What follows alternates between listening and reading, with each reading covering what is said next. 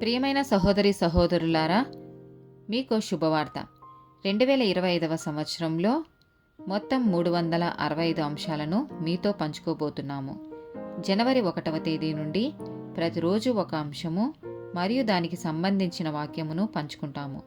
దయచేసి ఆ వాక్యములను వినండి, ధ్యానించండి మరియు ఆశీర్వదించబడండి.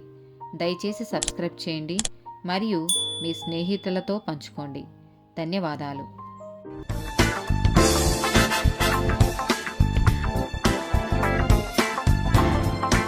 151st డే టాపిక్ దేవునికి ఇవ్వడం.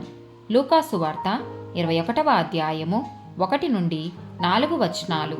కానుక పెట్టెలో తమ కానుకలను వేయుచున్న ధనవంతులను ఆయన పారజుచెను. ఒక బీద విధవరాలు 2 కాసులు అందులో వేయుచుండగా చూచి, ఈ బీద విధవరాలు అందరికంటే ఎక్కువ వేసెనని మీతో నిజముగా చెప్పుచున్నాను. వారందరూ తమకు కలిగిన సమృద్ధిలో నుండి కానుకలు వేసిరి గాని ఈమె తన లేమిలో తనకు కలిగిన జీవనమంతయు వేసనని వారితో చెప్పెను. మార్కు సువార్త 14వ అధ్యాయము 3 నుండి 9 వచనాలు.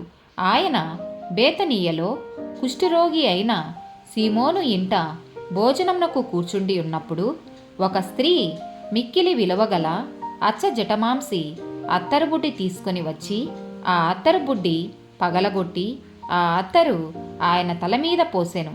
అయితే కొందరు కోపపడి, ఈ అత్తరు ఈలాగు నష్టపరచనేలా? ఈ అత్తరు 300 దేనారముల కంటే ఎక్కువ వెలకమ్మి బీదలకి ఇయ్యవచ్చునని చెప్పి ఆమెను గూర్చి సనుగుకొనిరి. అందుకు యేసు ఇట్లనెను, ఈమె జోలికి పోకుడి.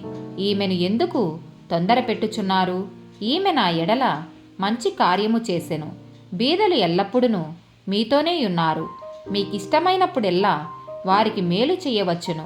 నేను ఎల్లప్పుడూ మీతో నుండను. ఈమె తన శక్తి కొలది చేసి నా భూస్థాపన నిమిత్తము నా శరీరమును ముందుగా అభిషేకించెను.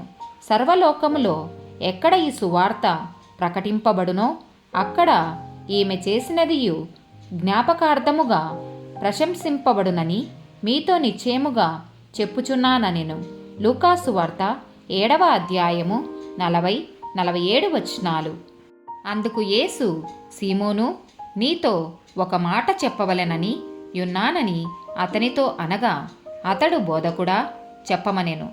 ఆమె విస్తారముగా ప్రేమించెను గనుక ఆమె యొక్క విస్తార పాపములు క్షమించబడెనని నీతో చెప్పుచున్నాను. ఎవనికి కొంచెముగా క్షమింపబడునో వాడు కొంచెముగా ప్రేమించునని చెప్పెను. ఆమేన్.